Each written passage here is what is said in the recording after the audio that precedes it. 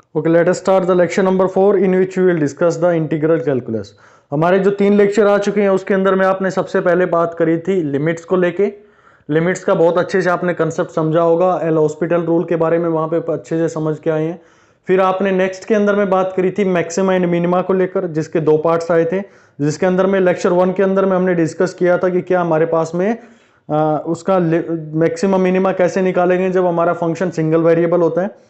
Multiple variable यानी कि more than one अगर वेरिएबल आ जाते हैं, जैसे एक्स और वाई आ गया हमारे फंक्शन में, तो उसको कैसे सोल्व करते हैं। तो वहां पर भी आप लोगों ने R T minus S square जो वाला फॉर्मूला था उसके यूज करके बहुत अच्छे से उस कंसेप्ट को समझ के आए।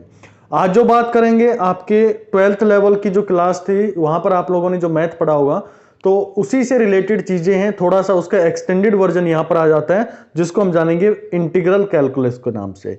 अब इंटीग्रल कैलकुलस क्या होता है, कैसे हम इसको क्वेश्चंस आएंगे हमारे एग्जाम के अंदर में और कैसे इनको अप्रोच करनी होती है। नॉर्मली आप लोगों ने जब स्कूल टाइम पे पढ़ा होगा तो जब कोई एक इंटीग्रेशन का क्वेश्चन आता था तो आप उसको सोल्व करते करते 1 से 1.5 पेज पर चले जाते थे। ठीक है, बहुत लंबा क्वेश्चन हमारा चला जाता था। लेकिन जब आप किसी एग्जाम की बात करते हैं, चाहे आपका एटीसी का एग्जाम हो या गेट ओरिएंटेड एग्जाम हो, तो वहां पे इतने लेंथी क्वेश्चंस नहीं आते हैं, वो सीधे क्वेश्चन आते हैं उनकी बेसिक प्रॉपर्टीज के ऊपर में। जैसे हमने मैट्रिसेस के बारे में बात करी थी, तो मैट्रिसेस में भी क्या था, सीधे क्वेश्चन हमारे प्रॉपर्टी बेस्ड आ रहे थे। तो प्रॉपर्टी अगर आप लोगों को अच्छे से आती तो आप इजीली उसके क्वेश्चन लगा पा रहे थे। उसी तरह से अगर इंटीग्रेशंस के कुछ स्टैंडर्ड हमारे पास में फॉर्मूलाज होते हैं, वो अगर ये आप याद रख लेते हैं, तो मैं कहता हूं कि आपका इंटीग्रल कैलकुलेशन का एक भी क्वेश्चन जो हो गलत नहीं होगा। अगर मैं वन डे कॉम्पिटिटिव एग्जाम की बात करता हूं, तो जैसे गेट की एग्जाम बात करूं या फिर जो आपका AAI के जो एग्जाम्स हैं उनकी बात करते हैं। ठीक है, चलिए मैं बात करता हूं इंटीग्रेशन को लेके, शुरू करते हैं उसको। देखिए, इंटीग्रेशन जब आपने स्कूल टाइम पे पढ़ा होगा तो आप लोगों ने एक जो फॉर्मूला था, एक बेसिक जो था, एक ट्रिक थी जिसको आप हमेशा याद रखते थे, जिसको नाम दिया था आप लोग आईलेट के नाम से आप जानते थे। जिसमें आई का मतलब होता था इनवर्स ट्रिग्नोमेट्रिक फंक्शन, एल का मतलब होता था हमारे पास में कोई लॉगरिथमिक फंक्शन है, फिर हमारे पास ट्रिग्नोमेट्रिक फंक्शन, फिर हमारे पास में algebraic function, then trigonometric function and last हमारे पास में एक्सपोनेंशियल फंक्शन होता था। अगर हमारे पास में कोई भी इंटीग्रेशन, ये इंटीग्रेशन का जो निशान दे रखा होता था, इसके अंदर में कोई भी फंक्शन दे रखे होते, मतलब 2 के पेयर सिंगल का होता था, हम इजीली सोल्व कर लेते थे। अब इसका इंटीग्रेशन का जो करने का है एक बेसिक जो कंसेप्ट होता है वो क्या होता है, जैसे आपने डिफरेंशिएशन किया था, देखो यहां पर ध्यान से देखना इस चीज को। जैसे आप लोगों ने डिफरेंशिएशन किया था, तो डिफरेंशिएशन में क्या करते थे, मान लो मेरे पास में x की पावर 2 है, तो सबसे पहले क्या करते थे, 2 को आगे लेके आते थे, यानी पावर को आगे लेके आगे। PBA का फॉर्मूला मैंने आप लोगों को बताया था, वहां पर पावर, बेस और एंगल से हम शुरुआत करते थे जब हम कोई अलजेब्रिक या किसी सिंगल वेरिएबल की बात कर रहे थे, सिंगल फंक्शन की बात कर रहे थे। ठीक है, जैसे अलजेब्रिक का फंक्शन आ गया हमारे पास में। उसके बाद में इसमें क्या करते थे, एक पावर को माइनस कर देते थे, माइनस करने के बाद में क्या लिखते, x लिख दिया आप लोगों ने। फिर पावर का खेल खत्म हो गया, अब किस पे आते, बेस पे आए, बेस x था, इसको सोल्व करते तो dx/dx 1 हो जाया करता, तो आपका फाइनल रिजल्ट आया करता 2x। ठीक उसी तरह से डिफरेंशिएशन करने के बाद में हम उसको रिवर्स प्रोसेसिंग में चलें, तो रिवर्स प्रोसेस में क्या करोगे, इसी का ये करेंगे कि भाई जो हमारे पास में पावर है, जो पावर है उसको, जो यहां पर बचा हुआ है इसके अंदर में एक पावर ऐड कर दो, जो x की पावर है उसके अंदर में एक ऐड कर दो, और जो अब रिजल्ट बचा है उसको 2 से डिवाइड कर दो, यानी कि 2x था हमारे पास में। फिर से मैं बात करता हूं, मेरे पास में फंक्शन गिवन है 2x, इसका मुझे इंटीग्रेशन निकालने के लिए दे दिया गया। तो इंटीग्रेशन निकालने के लिए क्या करूंगा, मुझे पता है कि डिफरेंशिएशन किसका आया था, एक्स स्क्वायर का आया था। तो अगर मैं रिवर्स प्रोसेस करूंगा तो मुझे मिलना क्या चाहिए, एक्स स्क्वायर ही मिलना चाहिए। ठीक है, अगर पहले 2 तो हमारा कांस्टेंट हो गया भाई, 2 को बाहर रख लो आप। अब बचा क्या फंक्शन, अलजेब्रिक फंक्शन, आपके पास में x बचा। अब x में करना क्या है, आपको जो पावर है उसमें एक ऐड कर दो, एक ऐड किया यानी कि 1 + 1 क्या हो गया, 2 हो गया। और अब जो पावर बनी है ना, ध्यान से सुनना इस पॉइंट को, अब जो पावर बनी है इसको डिनोमिनेटर में लिख दो, यहां डिनोमिनेटर में लिख दिया। तो अब क्या हुआ, 2 से 2 कैंसिल हो गया, फंक्शन क्या बचा आपके पास में, x2 बन गया। यानी कि आप x स्क्वायर से 2x पे आए, कैसे डिफरेंशिएट करके 2x को इंटीग्रेट करेंगे तो आपको क्या रिजल्ट मिलने वाला है, x स्क्वायर मिलने वाला है। यानी कि ये क्या हमारे पास में रिवर्सिबल प्रोसेस हो गई है, जैसे भी आप करोगे उसको आपको वही रिजल्ट मिलेगा। डिफरेंशिएशन से इंटीग्रेशन को करने के बाद में आपको ओरिजिनल फंक्शन वहां पर मिल जाता है। ठीक है, तो यहां पर जब आइलेट हमारे पास में यूज करते हैं तो ये सारे कंसेप्ट वही रहेंगे, लेकिन इसमें हमें ये कंसीडर करना पड़ता है कि हमारे पास में पहला फंक्शन कौन होगा और सेकंड फंक्शन कौन सा होगा। मान लो आपको दे दिया गया e की पावर x स्क्वायर दे दिया गया, इसमें कैसे आइडेंटिफाई करोगे कि पहला फंक्शन कौन सा लेके चलना है और सेकंड फंक्शन कौन सा लेके चलना है। तो यहां पर आप लोगों को फंक्शन जो है x2 यानी कि एल्जेब्रिक फंक्शन है, ये मेरे पास में एक्सपोनेंशियल फंक्शन है। तो यहां पर देखो कि किसका जो है कौन सा प्रायोरिटी में कौन सा पहले आ रहा है। तो आपने देखा कि मेरे पास में x स्क्वायर एक एल्जेब्रिक फंक्शन है, वो सीक्वेंस में पहले आ रहा है, तो आप x स्क्वायर को पहला फंक्शन मान लेंगे भाई, और एक्सपोनेंशियल सबसे लास्ट में आ रहा है तो इसको सेकंड फंक्शन मान के चलेंगे। और फिर आप लोगों ने जो स्कूल टाइम पे किए थे इंटीग्रेशन करके, वो सारे प्रोसेस हम यहां पर यूज करेंगे। लेट अस सपोज एक मेरे पास में एग्जांपल यहां पर गिवन है, जो कि गिवन है, ये एक एग्जांपल मैं यहां पे कंसीडर कर लेता हूं, that is root x ln x यानी कि लॉगरिथम दिया है और मेरे पास में dx का फंक्शन दे रखा है। ठीक है, अब मेरे को ये बताओ कि ln क्या है, जो मेरे पास में आइलेट है उसके अंदर पहला फंक्शन कौन आता है भाई, पहला फंक्शन कौन आएगा, लॉगरिथम आएगा, यानी कि मैं इसको पहला फंक्शन मान लूंगा, दैट इज फर्स्ट वन। फिर रूट एक्स, देखो अभी जब कंसेप्ट में, ये तो मैं आपको बेसिक बता रहा हूं जो आप लोगों ने 12th में पढ़ा था, लेकिन अब जो ट्रिक्स मैं आप लोगों को बताऊंगा ना, उससे आप लोगों को इन पाथ के थ्रू जाने की जरूरत नहीं पड़ेगी, लेकिन इनिशियल है इसलिए मुझे आप लोगों को समझाना जरूरी समझ रहा हूं यहां पर मैं।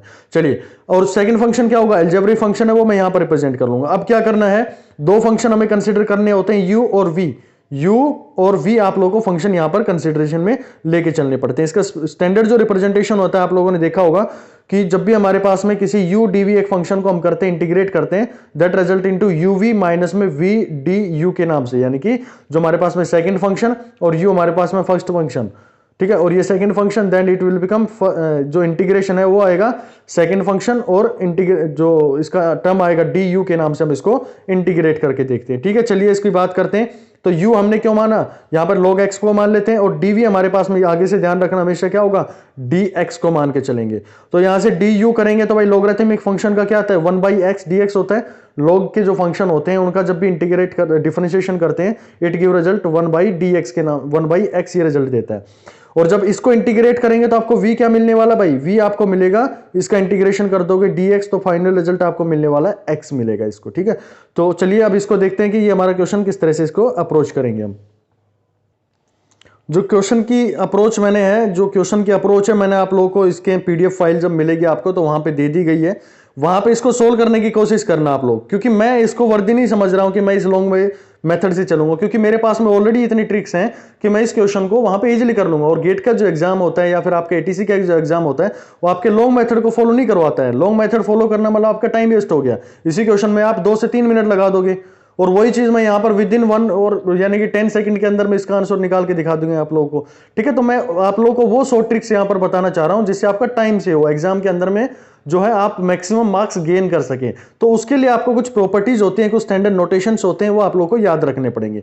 अब बात करें कि हमारे पास में जो कैलकुलस होगा, 2 तरह के कैलकुलस हमें पढ़ने होते हैं, this is known as integral calculus. जो हमें पढ़ना है 2 तरह का पढ़ना है, पहला पढ़ेंगे आप डेफिनेट, और दूसरा हमारे पास में पढ़ना होता है इनडेफिनेट के नाम से आप जानते हैं। अब दोनों में डिफरेंस क्या होता है भाई, आप लोगों ने पढ़ रखा है ना, इंटीग्रल पढ़ा है, लेकिन डेफिनेट और इसके अंदर में समझने की अगर कोशिश करेंगे तो जो इनडेफिनेट हमारे पास में इंटीग्रल्स होते हैं वो हमेशा लिखे जाते हैं बिना लिमिट्स के, यानी कि कहां से कहां तक हम उसको लेके चलना है। जैसे मैंने ये फंक्शन लिया और फंक्शन को ऐसे कैसे लिख दिया, fx dx कर दिया, और यहां पे ये नहीं डाला मैंने कि कहां से और किस पॉइंट तक मेरे को इसको इंटीग्रेट करना है।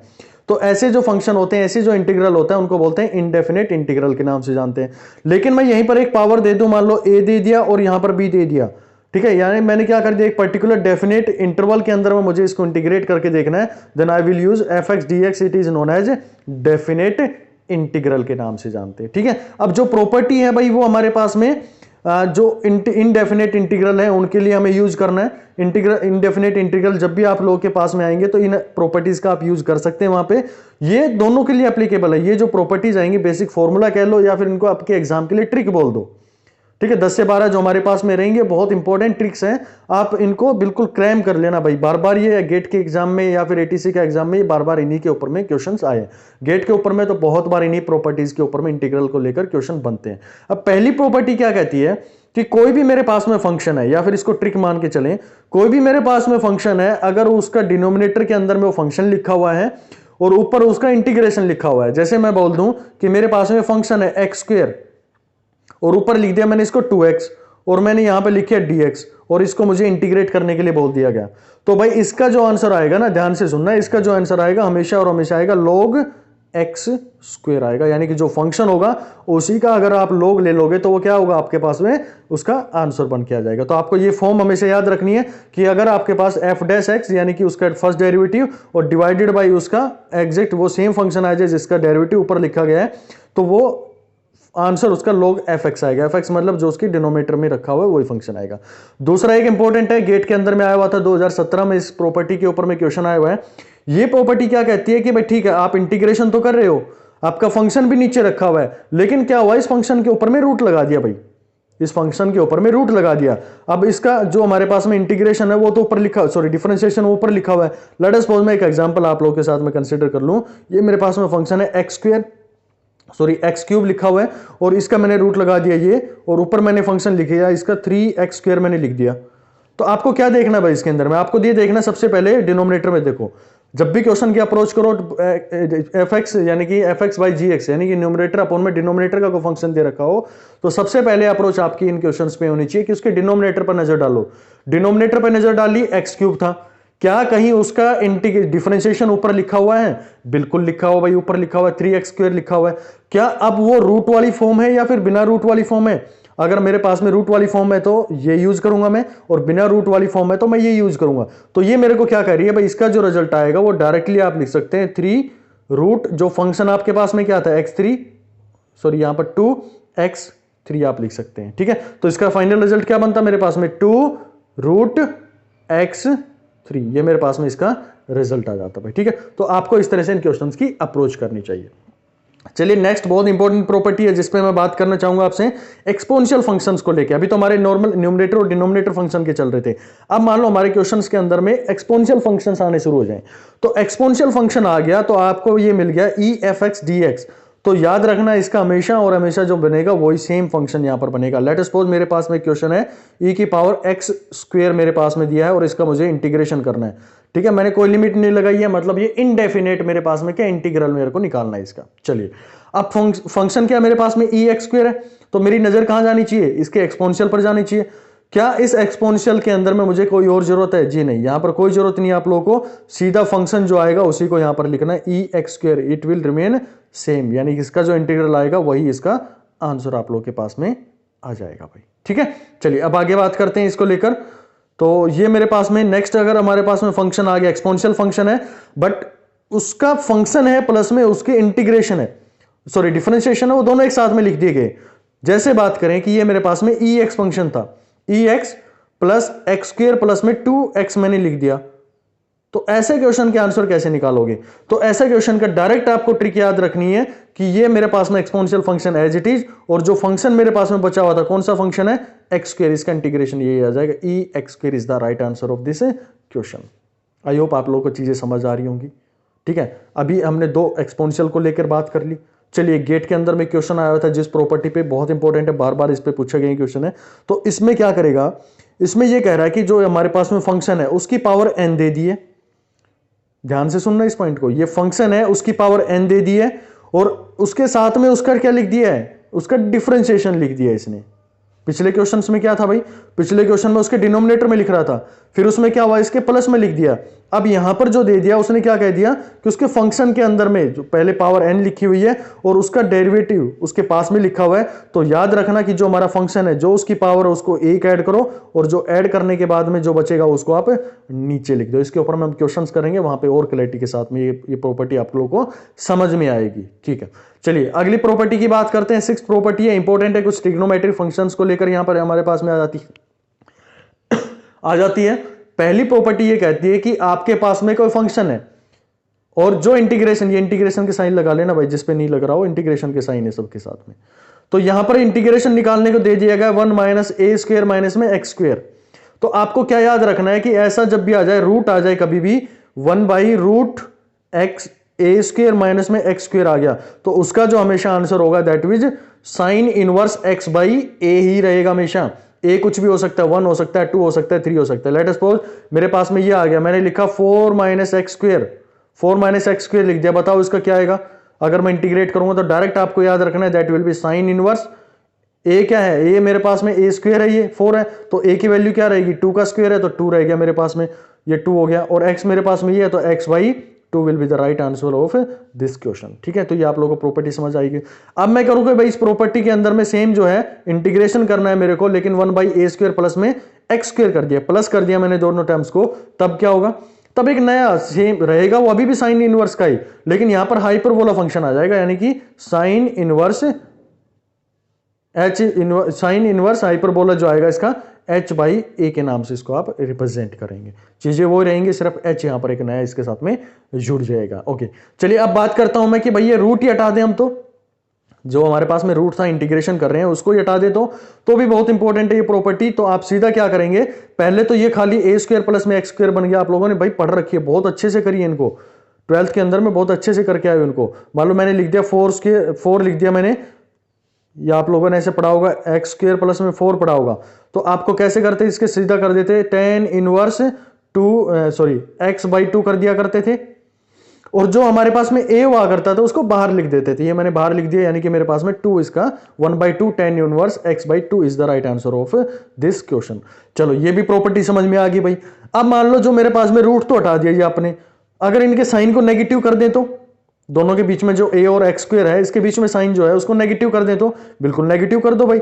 नेगेटिव करने के बाद में क्या हो जाएगा, रहेगा अभी भी tan इनवर्स, ये सॉरी अभी भी क्या रहेगा, ये हमारे पास में इंटीग्रल जो फंक्शन है इसका भी हमें निकालना होगा, तो ये भी हमारे पास में एक रिजल्ट जो देगा वो लॉगरिथम में दे देगा। जब हम प्लस की बात कर रहे थे the result come in tan inverse, लेकिन जब ये माइनस में हो जाएगा तब हमारे पास में एक लॉगरिथमिक फंक्शन आ जाएगा, और उसको कैसे रिप्रेजेंट करेंगे, जहां यहां पर हमारे पास में 1a यूज हो रहा था, इसके अंदर में हम यूज करेंगे 2a, यानी कि 2a नीचे आ जाएगा। फिर हम बात करेंगे लॉग को लेके, लॉग टर्म आ जाएगी जो है इसका, पहले a माइनस एक्स लिखो, यानी कि जो हमारे पास में आएगी that will B x minus a, minus में आ जाएंगी टर्म, और नीचे हमारे पास में क्या होगा, दोनों का सम कर दो, x प्लस में a is the right answer of this question. आप लोगों को इस तरह से इन क्वेश्चंस की अप्रोच करनी पड़ेगी इन शॉर्ट ट्रिक्स का यूज करके। किसके केस में, इनडेफिनेट इंटीग्रल्स के केस में। ठीक है, डेफिनेट जब हम इंटीग्रल पढ़ेंगे तो वहां पर हमारे पास में लिमिट यूज करनी पड़ेगी। नो डाउट हम इन प्रॉपर्टीज का वहां पर भी यूज कर सकते हैं, इन ट्रिक्स का हम इंटीग्रल जो डेफिनेट इंटीग्रल पढ़ेंगे उसके अंदर में भी यूज कर लेंगे इन्हीं प्रॉपर्टी का, और देखेंगे करेंगे भी इन प्रॉपर्टीज का यूज। ठीक है, अब लास्ट हमारे पास में जो प्रॉपर्टी बनती है भाई, आप लोगों ने ये तो कर दिया कि हमारे पास में, तो इसी प्रॉपर्टी को जो था उसी का दूसरा रूप हम यहां पे क्या लिख सकते हैं, अगर मान लो मैं यहां से माइनस कॉमन ले लूं, तो माइनस कॉमन लेने के बाद में क्या होगा कि जो न्यूमरेटर होगा डिनोमिनेटर में चला जाएगा, डिनोमिनेटर होगा वो न्यूमरेटर में आ जाएगा।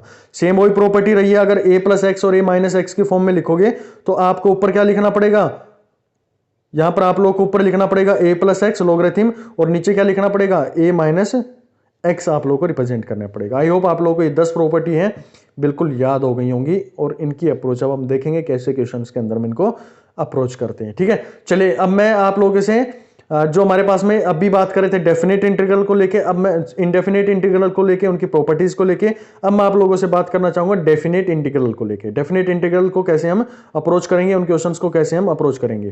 ठीक है, तो उसके अंदर में देखो भाई कुछ डेफिनेट इंटीग्रल्स की हमारे पास में प्रॉपर्टीज निकल के आती हैं, तो कैसे उनका हम अप्रोच करते हैं। देखो भाई इसको, हाँ जो है इनके फॉर्मूला सिर्फ आप लोग को याद रखने।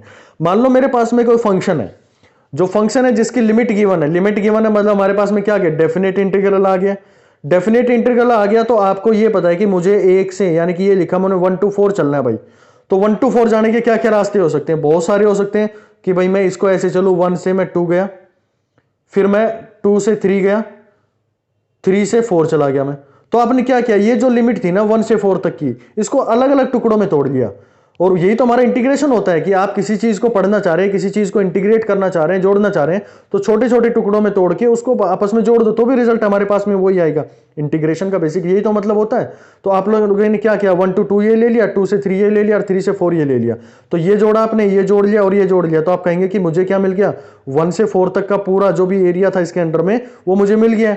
इंटीग्रेशन बेसिकली हमें क्या देता है, एरिया तो देगा उसका। जब हम उसका इंटीग्रेशन कर देंगे तो हमें एरिया मिलता है किसी भी कर्व के नीचे का। तो यहां पर आप लोगों ने क्या कर दिया, उसको इंटीग्रेट कर दिया, तो आपको ये रिजल्ट मिल गया।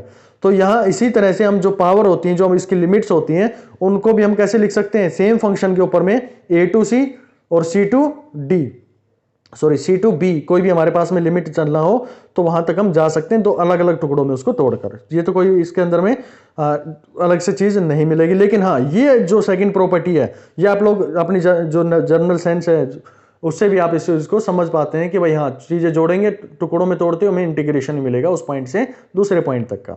जब ये प्रॉपर्टी हम डिस्कस करते हैं तो ये बहुत इंपॉर्टेंट बन जाती है भाई। ये प्रॉपर्टी ये कहती है कि भाई आपके पास में फंक्शन है F x into D x, जो कि लिमिट a टू b चल रहा है, यानी आपने एक इंटीग्रेशन करना है 2 से 4 तक का करना है, और फंक्शन है वो आपको x दे रखा है। ये मान लो, ये मैं फंक्शन मान लेता हूं, यहां पर मेरे पास में x स्क्वायर है भाई, ये मैंने x स्क्वायर मान लिया। तो ये प्रॉपर्टी ये कहती है भाई ठीक है, आप लोगों को लिमिट दे रखी है, लेकिन मैं एक तरीका और यूज कर सकता हूं इसके अंदर में इसको सोल्व करने का। वो क्या सोल्व कर सकता हूं कि मैं इस फंक्शन को जो है वो ऐसे भी लिख सकता हूं कि दोनों पावर्स का जो हमारे पास में लिमिट्स हैं उनका सम करो, और x की जगह पे उसको, हमारे पास में क्या है, पावर्स को लिख के x में उसको माइनस करवा दो। ठीक है ना, देखो कैसे आएगा, यहां पर दोनों का सम किया आपने, यानी कि 6 हो गया, और जहां भी x है उसकी जगह पे 6 माइनस एक्स लिखते चले जाओ। तो यहां पर जब आप इसको सोल्व करेंगे तो ये आपके पास में क्या बन जाएगा, ये बनेगा इंटीग्रेशन 2 to 4, लिमिट अभी भी हमें 2 to 4 चलेंगे, और अंदर बन जाएगा 6 माइनस एक्स की स्क्वायर। आप इसको भी सोल्व करेंगे तो भी वही आएगा, जब इसको सोल्व करके आएंगे तब भी सेम आएगा। आप लोगों को मैं होमवर्क दे रहा हूं, पहले आप इसको इंटीग्रेशन यूज करो, इंटीग्रेट करके इसको सोल्व करो, फिर आप इसको इंटीग्रेट करके सोल्व करो, तो रिजल्ट देखो क्या आएगा आप लोगों का, सेम आएगा। ठीक है, करके देखना भाई इस चीज को। तो यही चीज यहां पर कही गई है कि अगर आपको रिक्वायरमेंट है, देखो हमें जरूरत क्यों पड़ती है, जब हमें रिक्वायरमेंट पड़ेगी ना तभी हमें काम करना है इसका, क्योंकि आगे जब क्वेश्चन आएंगे तब आपको क्लैरिटी आएगी कि ये जो हमने लिमिट दी है ये कहां पर मैंने यूज करी है, जो लिमिट मैंने आप लोगों को बताई थी इसका मैंने कहां पर यूज किया अपने क्वेश्चन के। ठीक है, तो a प्लस में b कर दिया आप लोगों ने फंक्शन का, और माइनस में x कर दिया, तो भी रिजल्ट हमारे पास में क्या आएगा, सेम आएगा। क्वेश्चन आएगा उस पर हम इसको अच्छे से डील करेंगे इस क्वेश्चन को। चलिए नेक्स्ट प्रॉपर्टी है, इसके ऊपर में गेट के ऊपर में क्वेश्चन, गेट में क्वेश्चन आए हुए। पिछली जो प्रॉपर्टी थी वो भी इंपॉर्टेंट थी, और ये है, ये तो मोस्ट इंपॉर्टेंट प्रॉपर्टी है। इसको तो देखते ही आपके क्वेश्चन में आंसर लगने चाहिए पेपर के अंदर में, जो भी होगा इसका आंसर देखते हैं लगाओगे। कैसे करेंगे, देखो लिमिट हमारी अभी भी a टू b होगी। a टू b का मतलब है कोई भी वैल्यू हो सकती है, 1 to 2 हो सकती है, 2 से 3 हो सकती है। ऊपर फंक्शन दे रखा है, ध्यान से देखना, ऐसे कैसे एज इट इज पेपर के अंदर में लिखे आएंगे। ऊपर फंक्शन दे रखा है, यहां पे फंक्शन दे रखा है, यानी कि पहचानने की ट्रिक क्या होगी कि दोनों फंक्शन सेम गिवन होंगे आप लोगों को, यहां फंक्शन और यहां फंक्शन दोनों सेम होंगे।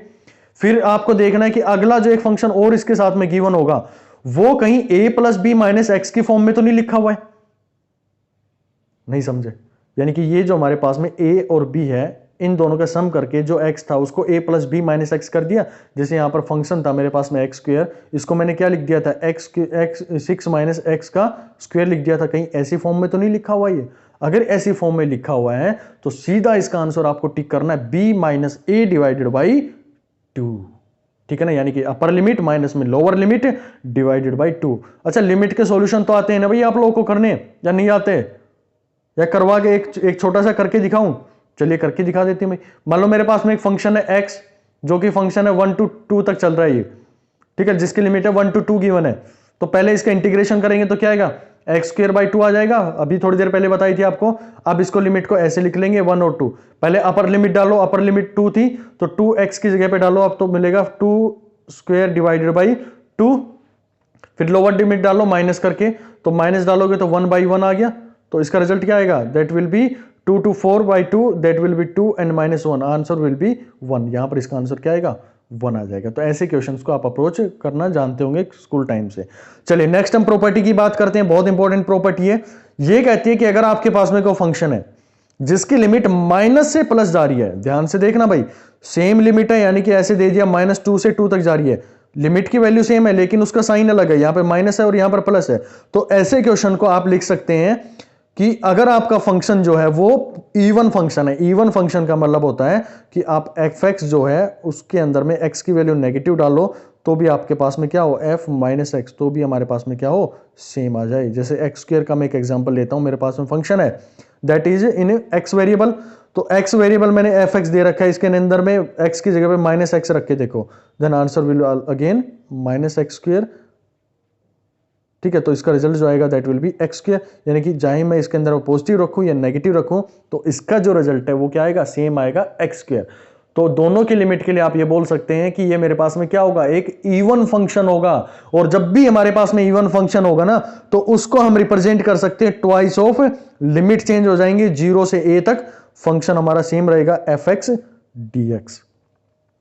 इंपॉर्टेंट चीज क्या थी इसके अंदर में कि फंक्शन जो है उसको पहले चेक करना पड़ेगा कि वो मेरा किस में है, इवन फंक्शन है या ओड फंक्शन है। और अगर ओड फंक्शन आ गया तो आपको कुछ करने की जरूरत नहीं है ऐसे क्वेश्चंस में, the result will always zero.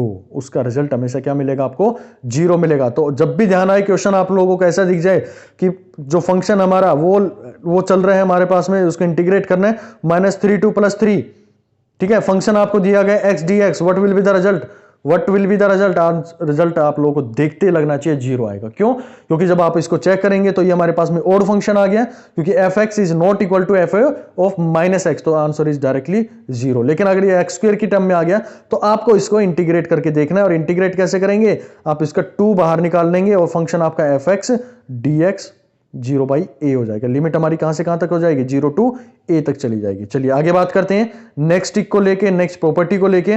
ये प्रॉपर्टी ये कहती है कि अगर भाई ठीक है आप लोगों ने अभी तो 0 to -a से और a तक प्रॉपर्टी जो लेके गए, लेकिन अगर ऐसा हो कि हम जो लिमिट की बात कर रहे हैं वो 0 to 2a चली जाए, 0 to 2a चली जाए, तो कैसे सोल्व करेंगे? तो उसको सोल्व करने का तरीका भी हमारे पास में क्या होगा, सेम हम वो लेंगे twice of function 0 to a limit fx dx, same और रिजल्ट तो वही आना इसका। लेकिन इसके लिए हमें चेक क्या करना पड़ेगा, यहां पर हमें चेक ये करना पड़ेगा कि हमारे पास में कहीं ये तो नहीं कि जो फंक्शन f(a)x माइनस और ये हमारे पास में fx दोनों इक्वल हैं। अगर ऐसा केस बनता है तो आप इसको डायरेक्टली यूज कर सकते हैं। अगर नहीं बनता है, यानी कि ये बन रहा है कि उसका नेगेटिव आ जाए, यानी कि ओड फंक्शन बन जाए, the result will again zero. ध्यान रखना यहां पर लिमिट जो है 0 to 2a चल रही है। दोनों को आप प्रॉपर्टी जो हमारे पास में फंक्शन आएगा उसके अंदर में पहले ये प्रॉपर्टी x की जगह पे 2a - x रख के देखेंगे और फिर उसको चेक करेंगे कि कहीं fx के इक्वल है तो आप ये डायरेक्ट रिजल्ट वहां पर यूज कर सकते हैं। आई होप आप लोग को ये चीज क्लियर हो गई होगी इन फंक्शंस को लेके। अब मैं बहुत इंपॉर्टेंट प्रॉपर्टी के ऊपर मैं बात करना चाह रहा हूं। गेट के ऊपर में 2 से 3 बार क्वेश्चन इस प्रॉपर्टी पे आ चुके हैं। अब हमारे पास में फंक्शन होगा, इसकी जो चीज जो यहां पे इंपॉर्टेंट पॉइंट बताऊंगा ना, वो आप लोगों को बिल्कुल ध्यान में रखना है अपने क्वेश्चंस अप्रोच के लिए। पहला पॉइंट ये कहता है कि भाई मेरे पास में लिमिट जो है ना वो 0 to π/2 चलनी चाहिए। पहली कंडीशन इन फंक्शंस के लिए, इस डायरेक्ट ट्रिक को लगाने के लिए कि जो लिमिट है, देखो ट्रिक बेस्ड ही आपके एग्जाम में क्वेश्चन आते हैं अगर ये आप लोगों ने प्रॉपर्टी अच्छे से पढ़ रखी है तो। ये मेरे पास में एक साइन का फंक्शन है। किसका फंक्शन है?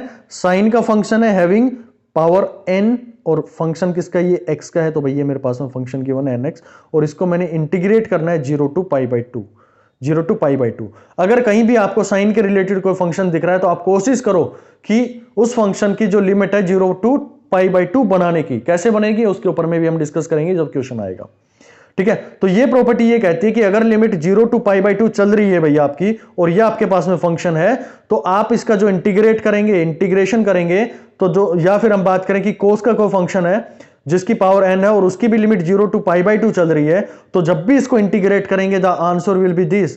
क्या फंक्शन होगा, क्या रिजल्ट होगा उसका, देखो जो n की पावर यानी कि साइन की जो पावर है उसको उठाओ, पहले उसमें से 1 माइनस कर दो, फिर जो है हमारे पास में साइन की n पावर को उठाओ, फिर उसमें से n-3 कर दो। कब तक करना है? जब तक हमें को कांस्टेंट टर्म ना मिल जाए, ठीक है, या फिर जीरो नहीं मिल जाए, जीरो से पहले वाले तक हमें, या फिर नेगेटिव में टर्म ना चली जाए, वहां तक हमें इसको अप्रोच करके चलना होता है, ठीक है। तो अब अगला क्या करेंगे, 3 हो गया, यानी कि जितनी भी ओड टर्म है वो यहां से आप 1 3 5 7 9 इस तरह से उसके अंदर में माइनस कर देना है। फिर देखो डिनोमिनेटर में क्या करना है, डिनोमिनेटर में सारी आएंगे हमारे पास में इवन टर्म आएंगी, यानी कि जो n था n एज इट इज, फिर उसमें से 2 माइनस कर दो n-2, फिर उसमें से 4 माइनस कर दो n-4, फिर इसी तरह से हमारे पास में सीक्वेंस चलती जाएगी n-6 n-8, सारी इवन टर्म हमारी क्या हो गई है, नीचे आ गई। लेकिन कहानी यही नहीं खत्म होती है, अभी एक टर्म और हमें मल्टीप्लाई करनी है इसके साथ में, और मल्टीप्लाई क्या करनी है, वो मल्टीप्लाई करना पड़ेगा हमें k। What is k?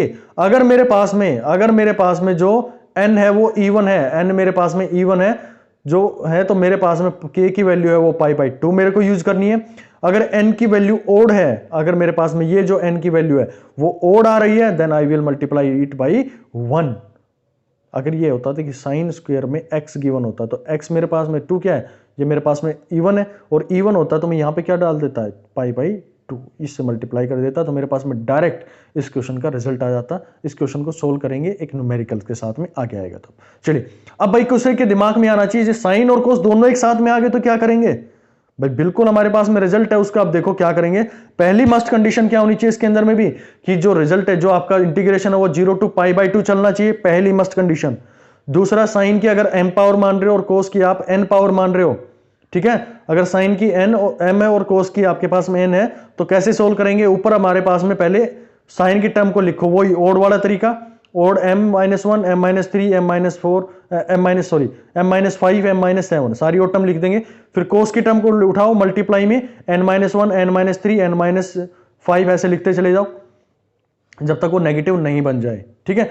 तो नेगेटिव से पहले वाले तक हमें लेके चलना होता है इसको। और नीचे क्या करेंगे, डिनोमिनेटर के अंदर में, डिनोमिनेटर में वही करना है आप लोगों को, जो पावर है आप लोगों की m और n, इन दोनों को ऐड करो और उसमें पहले एज इट इज पावर लिखो, फिर दोनों को ऐड करो, 2 माइनस करो, फिर दोनों को ऐड करो और फिर 4 माइनस करो। ऐसे करते हुए आप चलोगे और फाइनली हमें किससे मल्टीप्लाई करना है, के टर्म से यहां पर मल्टीप्लाई करना होगा, के टर्म से यहां पर हमें मल्टीप्लाई करना होगा। के टर्म क्या रहेगी मेरे पास में, के टर्म होगी कि भाई के आपके पास में π/2 होगा, कब, जब आपके पास में m और n ये दोनों आप लोगों ने सम अप किया और इसका जो रिजल्ट है दोनों का क्या है, इवन आ गया आप लोगों के पास में। अगर इवन आपके पास में आ जाता है तो आप उसको मल्टीप्लाई करेंगे बाई π/2 से। अगर वो m और n कोई भी एक ओड आ गया ना उसके अंदर में, कोई भी एक ओड आ गया, तो ये हमारे पास में m और n दोनों क्या होने चाहिए, दोनों इवन होने चाहिए, ऐड नहीं, सॉरी यहां पे सम की बात नहीं कर रहा हूं मैं, यहां पर मैं बात कर रहा हूं m और n है, दोनों क्या होने चाहिए, इवन होने चाहिए। यानी ये भी 4, अगर ये 4 है तो ये 6 होना चाहिए, 8 होना चाहिए, 10 होना चाहिए, 2 होना चाहिए, ये ओड नहीं होना चाहिए, 1 3 5 7 इस तरह से नहीं होना चाहिए, दोनों ही हमारे पास में इवन टर्म होंगे। Then we will multiply the term by π/2। अगर इन दोनों में से कोई भी एक ओड हो गया तो हम उसको मल्टीप्लाई करेंगे बाई k = 1 से। तो भाई ये आप लोगों के पास में कुछ ट्रिक्स थी जिनका हम बार बार यूज करेंगे। अब एक ट्रिक मैं आप लोगों के साथ में लेके चलता हूं कि फंक्शन जो मेरे पास में आ गया, देखिए ट्रिक के साथ में क्वेश्चन जब अप्रोच करेंगे ना तो आप इनको बहुत ही इजीली कर लोगे। तो इसीलिए मेरा मेन कंसेप्ट है कि पहले आप लोगों को ट्रिक्स वाइज समझा दिया जाए चीजों को, कैसे उनको सोल्व करना है। ये ट्रिक है बहुत इंपॉर्टेंट है, कैसे इनका अप्रोच करेंगे। जब आपके पास, अब जब भी आपके पास में दो फंक्शन आ जाए आइलेट के अंदर में, अगर आपके पास में एक अलजेब्रिक फंक्शन आ जाए और एक एक्सपोनेंशियल फंक्शन आ जाए, फिर मैं बात करूंगा आप लोगों को ये, क्योंकि बेसिकली एक्सपोनेंशियल फंक्शन को लेके फिर मैं बात करूंगा लॉगरिथमिक आ जाए और हमारे पास में एक्सपोनेंशियल फंक्शन आ जाए, तब उसको कैसे सोल्व करेंगे। तो याद रखना इस ट्रिक को कैसे सोल्व करना है। जब भी एक क्वेश्चन है मेरे पास में इनडेफिनेट इंटीग्रल है, पहली चीज तो ये क्यों इनडेफिनेट है, क्योंकि इसके ऊपर में कोई भी हमने लिमिट यूज नहीं करी है भाई। चलिए शुरुआत करते हैं इस क्वेश्चन को सोल्व करने की। तो x इंटू में ex और dx आप लोगों को मिल रहा है भाई क्वेश्चन के अंदर में। तो जो ex है ना उसको सबसे पहले बाहर निकाल लो आउटसाइड, उसके साथ में कुछ नहीं करना अपने को, ex को एज इट इज लिख लो, लिख लिया। अब ब्रैकेट शुरू करो आप लोग, और जो टर्म है ना आपके पास, ये जो पहली टर्म आई है उसको यहां पर लिखो, जो आपके पास में अलजेब्रिक फंक्शन है दैट इज x आप लोग एज इट इज लिख दिया। अब क्या करना है, नेक्स्ट स्टेप आपको ध्यान रखना है, जो इसका साइन था यानी कि प्लस था, इसका अल्टरनेट साइन यहां पर लेके आओ, आपने लिखा माइनस, और ये जो टर्म बची है ना इसका इंटीग्रेशन सॉरी डिफरेंशिएशन कर दो। डिफरेंशिएट करेंगे इसको x के रिस्पेक्ट में, क्या आएगा आपके पास में 1। This is the answer of this question. और जब आप इसको करते उस फॉर्मूला से कितना लंबा चला जाता, जो हम पहले शुरुआत कर रहे थे ना, ln का एक मैंने आप लोगों को क्वेश्चन दिया था, x इंटू में ln dx का एक क्वेश्चन दिया था, तो उसको यहां पर देखना कितनी इजीली मैं सोल्व करके दिखाता हूं आप लोगों को, ठीक है। तो भैया आप लोग यहां से समझ गए होंगे कि क्या करना है, फिर से स्टेप पढ़ो। दूसरा क्वेश्चन मैं करके दिखा देता हूं, इसके अंदर में क्या करना है, x² ex dx आ गया आप लोगों को, तो सीधा सोल्व करना है, टाइम बचाना अपने को। ex एज इट इज बाहर आ गया, ठीक है। अलजेब्रिक फंक्शन लिख लो, अलजेब्रिक फंक्शन कौन सा था, अलजेब्रिक फंक्शन मेरे पास में x² आप लोगों ने लिख लिया, बिल्कुल ये लिख लिया भाई। अब क्या करना है, जिसका पॉजिटिव साइन था इसका अल्टरनेट साइन लेके आओ, अल्टरनेट साइन ले आए, इसका डिफरेंशिएशन करो, डिफरेंशिएशन विल बी 2x आ गया। लेकिन क्या अभी कोई कांस्टेंट टर्म मिली मेरे को, नहीं मिली है। जब तक कांस्टेंट टर्म नहीं मिली है मुझे इंटीग्रेट डिफरेंशिएट करते चलना है डिफरेंशिएट। अब इससे पीछे वाला साइन देखो नेगेटिव आया, अब यहां पर उसका अपोजिट साइन ले आओ, पॉजिटिव आ गया, ठीक है। अब पॉजिटिव साइन आ गया तो यहां पर इसको इंटीग्रेट करोगे तो कितना आएगा, डिफरेंशिएट करोगे तो कितना आएगा, दैट विल बी 2। ये 1 लिखा है 2 आएगा यहां पर, ठीक है ना, 2 लिख लेना इसको। जब इसका डिफरेंशिएट करेंगे दैट विल बी 2। अब कांस्टेंट टर्म मिल गई है, क्या मुझे आगे मूव करने की जरूरत है, नहीं है जरूरत, तो यहीं तक हम इस क्वेश्चन को छोड़ देंगे। यही हमारे पास में क्या होगा, फाइनल रिजल्ट होगा। 2 कर लेना भाई इसको, ठीक है। चलिए नेक्स्ट क्वेश्चन की बात करता हूं। मेरे पास में e की पावर x³ आ गया मान लो, और ex आ गया, तो क्या करना है, सबसे पहले ex बाहर लिख लिया आप लोगों ने, बिल्कुल लिख लिया जी। ये सिर्फ और सिर्फ जब एक्सपोनेंशियल की टर्म आती है ना उन्हीं के लिए एप्लीकेबल है, या फिर लॉगरिथमिक की टर्म आएंगी वहां पर हम इसको यूज करेंगे। ओके, ये मेरे पास में अब क्या करना है, x3 एज इट इज उठा ला और ले आए भाई। अपोजिट साइन माइनस उठा लिया, क्या करना है इंटीग्रेट डिफरेंशिएट करो 3x² हो गया। अब इसका साइन जो आया था पिछला उसका अपोजिट साइन लिया प्लस आ गया, करोगे इसको इंटीग्रेट 6x आ गया, इसका अपोजिट साइन उठाओ माइनस हो जाएगा, इसको डिफरेंशिएट करो 6 आ गया। बिल्कुल यही आप लोगों का आंसर हो गया भाई। अब कुछ एक लोगों ने दिमाग में सोचा होगा कि भाई चलो ठीक है, x की पावर में तो आपने खाली एक मान रखा था, अगर वहां पर भी कोई टर्म आ जाए तो, यानी कि ये जो e की पावर आप लोगों ने 1 मान रखा है, इसके अंदर में भी कोई हमारे पास में टर्म आ जाए, e की पावर 2x आ जाए, e की पावर 3x आ जाए, तो क्या करना है? कुछ नहीं करना दोस्त, सीधा का सीधा वही काम करना है, सेम वही प्रोसीजर पहले अप्लाई करो, e की पावर ax यानी कि एक्सपोनेंशियल टर्म को तो बाहर निकाल लो, ठीक है। फिर आप जो आपका एक्सपोनेंट जो आपके पास एल्जेब्रिक फंक्शन है उसको उठाओ, x लिख लिया, बिल्कुल लिख लिया, इसका डिफरेंशिएट करो -1, बिल्कुल आ गया, यानी कि पहले आपका x आया फिर आपका -1 आ गया। अब जो भी आपके पास में a गिवन है ना, a की शुरुआत कर दो, यहां से लिखना a इसके नीचे लिख दो, सेकंड टर्म के लिए एक टर्म उसकी बढ़ा दो, x² हो जाएगा, आगे और आएगा उसके लिए a3 हो जाएगा। जैसे नेक्स्ट क्वेश्चन की बात करें तो इसका क्या आंसर होगा, देखते ही बताओ, ax² बाहर हो गया, x², इसका डिफरेंशिएट माइनस साइन के साथ में आएगा -2x प्लस में 1, बिल्कुल समझ गए होंगे, अल्टरनेट साइन हम यूज करते चलते हैं। डिनोमिनेटर में क्या आएगा, a हो जाएगा, यहाँ a² हो जाएगा, और यहां पर मेरे पास में क्या हो जाएगा, a³ हो जाएगा। ऐसे बढ़ते हुए हम आगे चलते चलेंगे और हमारे क्वेश्चन इजीली सोल्व होते चलेंगे। तो ये भाई आप लोगों ने इस टर्म को, इस ट्रिक को सीख लिया होगा। अगर मान लो ऐसा क्वेश्चन आप लोगों के पास में आ जाता है तो आप उसको इजिली सोल्व कर लोगे भाई, ठीक है। चलिए बात करते हैं और कुछ क्वेश्चंस को लेकर। अब मैं बात करता हूं आपके साथ में, अगर मेरे पास में लोग्रामेटिक फंक्शन और मेरे पास में एक अलजेब्रिक फंक्शन आ जाए तो कैसे उसको हम सोल्व करेंगे, यानी कि लोग्रामेटिक फंक्शन आ जाए तो कैसे उसकी अप्रोच करनी है। ये मेरे पास में हो गया log x into D x, ये क्वेश्चन मेरे को सोल्व करना है भाई। तो मुझे कैसे सोल्व करना पड़ेगा इसको, मैं इसको यूज करता चलूंगा इंटीग्रेशन के लिए, जो हमने 12th क्लास के अंदर में पढ़े थे उनको यूज करता चलूंगा, और बहुत लेंथी होता चला जाएगा मेरे क्वेश्चन जब इसका इंटीग्रेशन हम करेंगे। मैं सीधा तरीका बताता हूं आपको, पिछला जब भी अभी थोड़ी देर पहले आप लोगों ने एक कंसेप्ट समझा था, उसी कंसेप्ट पर काम करेंगे। देखो यहां पर है क्या, ये log x, लेकिन मुझे ये जो है ना इसकी टर्म जो मुझे x दिखनी चाहिए, है log x लेकिन दिखना चाहिए x आप लोगों को, क्योंकि x से हम क्या करेंगे, वो जो हमने पिछले डिफरेंशिएट करे थे ना, कि जो हमारे पास में फंक्शन आया उसका फिर अपोजिट साइन से डिफरेंशिएट करो, फिर उसका अपोजिट साइन से डिफरेंशिएट करो, तो वो चीज यहां पर यूज करता चलूंगा। log x आपको x दिखना चाहिए, वैल्यू हम बाद में पुट करेंगे log x की लेके। चलिए ठीक है, शुरुआत करते हैं। सबसे पहला काम इन क्वेश्चंस में क्या करना होता है, जब भी log का कोई इंटीग्रेशन आप लोगों को दे दिया जाए तो x जो टर्म है उसको सबसे पहले बाहर निकाल लो भाई। x आप लोगों ने बाहर निकाल ली, बिल्कुल सही कर लिया आप लोगों ने। अब जो log है ना उसको क्या दिखना चाहिए था, आपको x दिखना चाहिए था, तो as it is log x जो था, log x को log x लिख देना है, ठीक है। यानी कि टर्म हमारे पास में 1 थी तो आप क्या करते थे, इसको एज इट इज x लिखते थे, फिर उसको इंटीग्रेट करके 1 लिखते थे डिफरेंशिएट करके। तो जो x की जगह पे आप क्या लिख दोगे, log x लिख दोगे, लिख दिया भाई। फिर उसको डिफरेंशिएट करोगे तो इसको डिफरेंशिएट नहीं करना है, डिफरेंशिएट किसको करना है, x वाली टर्म को करना है, तो आपके पास में क्या आएगा, 1 आएगा, बिल्कुल 1 आ गया। तो ये आपका क्या रिजल्ट आ गया। अब दूसरे की बात करूं मैं, तो दूसरे में मुझे क्या है, ये मेरे पास log x² dx, यानी कि इसका इंटीग्रेशन करना है, तो क्या अप्रोच होनी चाहिए, x आपका सबसे पहले बाहर आ जाएगा, बिल्कुल आ गया भाई बाहर। ये है log x, लेकिन मैं इसको मान के चलता हूं x², तो जब x² का हम डिफरेंशिएट करेंगे इसके अंदर में x² minus x, sorry 2x और प्लस में 2 आ जाएगा मेरे पास में। तो जहां जहां x आप क्वेश्चन के अंदर में आया है वहां पे log की वैल्यू रख दो। जब यहां पर x की जगह पे log रखोगे तो log x का स्क्वायर हो गया, x की जगह पे log x की वैल्यू रखोगे तो 2 log x हो गया। जहां कांस्टेंट टर्म आ गई तो आपके पास में कोई जरूरत नहीं, तो ऐसे आप लोग की इस क्वेश्चन को कर लोगे, ठीक है। तो ट्रिकी बेस्ड क्वेश्चन आते हैं आपके एग्जाम्स के अंदर में, ये नहीं कि आपको कन्वेंशनल मेथड से थोड़ी ना पूछना हो कि आपको आता ही नहीं आता क्वेश्चन। चलिए नेक्स्ट क्वेश्चन की बात करता हूं मैं। तो ये मेरे पास में है log x³ dx, बिल्कुल आप लोग को है ये log x, लेकिन दिखना क्या चाहिए, x³ दिखना चाहिए। x³ का क्या पढ़ा था हमने, x³ माइनस 3x², फिर क्या आएगा, फिर हमारे पास में आएगा 6 log x, और फिर लास्ट हमारे पास में 6 आ गया। जहां x है वहां पे log x रखो, log x रखो, log x रखो, और आप लोगों का रिजल्ट आप लोगों के पास में मिलेगा, ठीक है। तो भाई ये कुछ हमारे पास में ट्रिक्स थी जिनके थ्रू हम क्वेश्चंस को अप्रोच करते हैं।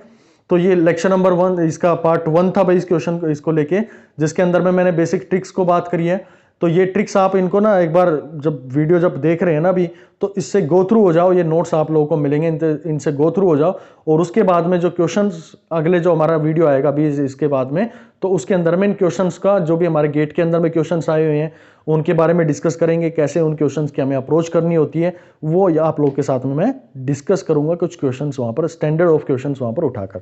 ठीक है, तो भाई मिलते हैं अगले नेक्स्ट जो हमारा वीडियो आएगा उसके अंदर में।